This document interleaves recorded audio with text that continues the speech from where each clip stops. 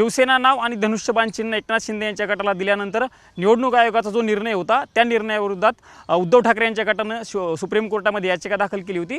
त्या याचिकेसंदर्भात आज सुप्रीम कोर्टामध्ये सुनावणी होणार होती, पण ती आज झालेली नाही। ती सुनावणी पुन्हा एकदा पुढे ढकललेली आहे। नेमकं कशामुळे सुनावणी पुढे ढकललेली आहे या संदर्भात बोलण्यासाठी माझ्यासोबत ॲडव्होकेट सिद्धार्थ शिंदे आहेत। सिद्धार्थ सर, खूप दिवसांच्या नंतर हे प्रकरण खरं तर सुनावणीसाठी आलं होतं, आज सुनावणी होईल असं वाटलं होतं, पण सुनावणी पुन्हा एकदा पुढे ढकललेली, काय कारण आहे सुनावणी पुढे ढकलण्याचं? बघा, 11 फेब्रुवारीला जेव्हा इलेक्शन कमिशननी निर्णय दिला की पक्ष आणि चिन्ह हे एकनाथ शिंदेंकडे जाईल, त्याच्याविरुद्ध उद्धव ठाकरे हे सुप्रीम कोर्टात आले होते। आता 5 महिने उलटलेत, हे मॅटरमध्ये नोटीस इश्यू झाली होती, दोन्ही बाजूंनी फाईल एक्सचेंज केलेले आहेत, प्लीडिंग्स कंप्लीट आहे। आता हे आर्ग्युमेंटसाठी मॅटर आज होतं, पण आज एक 7 जजेसचं घटनापीठ बसलेलं आहे एका दुसऱ्या इम्पॉर्टंट मॅटर संबंधी। त्यामुळे आज हे काय मॅटर घेतलं जाणार नाहीये, त्यामुळे ही सुनावणी टळली आहे। आणि आता हे दसऱ्याच्या सुट्ट्या आणि हे त्यामुळे बरंच 1-2 महिन्यांनी पुढे लांब जाण्याची ही शक्यता आहे ही सुनावणी।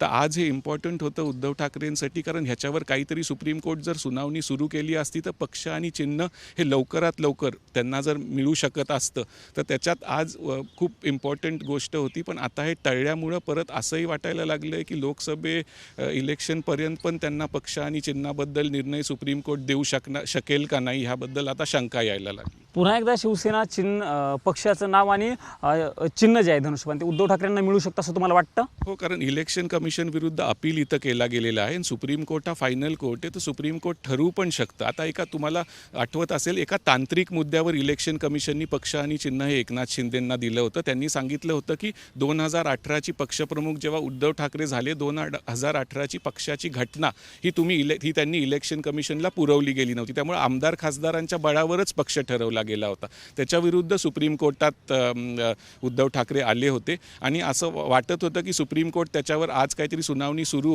होईल, पण आता ते काही कारणास्तव टळली आहे। उद्या पण परत कॉन्स्टिट्यूशन बेंच बसणार आहे आणि नंतर दसऱ्याच्या सुट्ट्या, परत दिवाळीच्या सुट्ट्या, त्यामुळे आता 1-2 महिन्यांनी लांबेल। त्याच्यानंतर सुनावणी डिटेलमध्ये सुरू होईल आणि जेव्हा ती सुनावणी संपेल उद्देश रिझर्व्ह ठेवलं जाईल। आज ही सुनावणी सुरू झाली असती तर लोकसभेच्या आधी काहीतरी पक्ष आणि चिन्हासंबंधी निर्णय येण्याची अपेक्षा उद्धव ठाकरेंना होती, पण ती आता थोडी धूसर झालेली आहे। दुसरं एक प्रकरण सर, नवाब रेबिया केस संदर्भात सुप्रीम कोर्टानं निर्णय घेतला आहे की हे प्रकरण 7 जजेसच्या बेंचकडे पाठवण्याचं।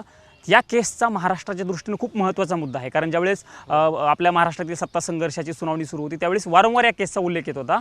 आता या 7 जजेसच्या बेंचच्या जजेसकडे पाठवल्यामुळं त्याचं नेमकं काय होऊ शकतं, काय फायदा होणार आहे त्या केसच्या संदर्भात? नबाम रेबिया ही केस जी होती 2016ची एक कॉन्स्टिट्यूशन बेंचची जजमेंट आहे। नबाम रेबिया केसमध्ये काय होतं की ते नबाम रेबियाच वापरलं गेलं एकनाथ शिंदेंकडून।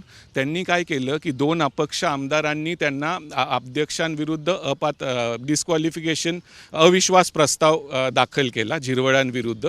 त्याच्यामुळे नबाम रेबियाच्या प्रमाणे जर तुम्ही अध्यक्षांवर अविश्वास प्रस्ताव असला तर ते डिस्क्वालिफिकेशनबद्दल म्हणजे अपात्रतेबद्दल निर्णय नाही घेऊ शकत, तर तो ह्याच्यात वापरला गेला। तर उद्धव ठाकरेंचं त्यावेळेस म्हणणं होतं की ही जजमेंट थोडी चुकीची आहे आणि ही तुम्ही 7 जजेसकडे पाठवा। सुरुवातीला सुप्रीम कोर्टाने ते 2 दिवस ऐकून नाकारलं, पण 11 मेला जेव्हा सुप्रीम कोर्टाने त्यांचा फायनल निकाल ह्या बाबतीत दिला, त्याच्यात त्यांनी सांगितलं की नबाम रेबिया हे प्रकरण आता 7 जजेसकडे जाईल। आता 7 जजेसकडे सुप्रीम कोर्टाने ते पाठवलं म्हणजे त्यांना वाटतंय की 5 जजेसचा निर्णय हा 2016चा थोडा चुकीचा होता, तर ते दुरुस्त करायला त्यांनी 7 जजेसकडे पाठवलंय। ते प्रकरण आता उद्या 7 जजेस समोर कॉन्स्टिट्यूशन बेंच समोर आहे, त्याच्यात सुनावणी होणार नाहीये, पण ते प्रकरण सुरू होईल। त्यामुळे हे जर उलटवला हा निकाल 2016चा तर उद्धव ठाकरेंना काही फायदा होणार नाहीये, पण पुढे असं दुसऱ्या कुठल्या राज्यात हा जर हातखंडा किंवा हे वापरलं गेलं तर त्याला चाप बसणार। राष्ट्रवादीची केस देखील विधानसभेच्या अध्यक्षांच्या समोर आता सुरू झालेली आहे, काय त्या केस संदर्भात देखील काय असं काय याचा फायदा होऊ शकतो का या केसच्या निकालाचा? नाही, हे नबाम रेबिया हे वेगळं आहे। हे सुरुवातीचं होतं, अविश्वास प्रस्ताव जर असला त्यांच्यावर तर ते डिस्क्वालिफिकेशनबद्दल निर्णय घेऊ शकत नाही। आत्ता राहुल नार्वेकरांना नबाम रेबियाचं काहीच लागू होत नाही, हे फक्त अभ्यासापुरतंच असेल महाराष्ट्रासाठी, पण दुसऱ्या राज्यामध्ये पुढे जर असं वापरलं गेलं तर त्याला हे जजमेंट जे येईल पुढे ह्याला पण 1-2 वर्ष लागतील ह्या रेफरन्सला, कारण ते 7 जजेससमोर उद्या सुरू होतं आहे, ते ऐकण्यात येणार, ते डिटेलमध्ये त्याचा निकाल येणार, पण पुढे असं होऊ होऊ नये, की नबाम रेबियासारखा इश्यू वापरला जाऊ नये. त्यामुळं सुप्रीम कोर्ट आता जी एक चूक होती 2016ची ती आता दुरुस्त करायच्या विचारात आहे. निश्चितच सुप्रीम कोर्ट ही चूक जी आहे ती दुरुस्त करण्याचा विचार करते आणि त्या सगळ्या संदर्भात हे प्रकरण जे आहे ते 7 जजेसच्या बेंचकडे पाठवण्याचा निर्णय जो आहे तो या ठिकाणी झालेला आहे. सोबतच उद्धव ठाकरे यांची जी पक्ष आणि चिन्हासाठी जी याचिका होती ती याचिका देखील आता पुढे काही दिवसांसाठी पुन्हा एकदा ढकलण्यात आलेली आहे. ती सुनावणी नेमकं कधी होती हे पाहणं महत्त्वाचं असणार आहे. कॅमेरा पर्सन राजू गौतम सह मी प्रमोद जगताप, साम टीव्ही न्यूज, नवी दिल्ली. देश विदेशातील प्रत्येक घडामोडींचे लाईव्ह अपडेट मिळवण्यासाठी आता साम टीव्हीच्या सर्व सोशल मीडिया प्लॅटफॉर्मला लाईक, फॉलो आणि सबस्क्राईब करा. तसंच सर्व नोटिफिकेशनसाठी बेल आयकॉन प्रेस करायला विसरू नका.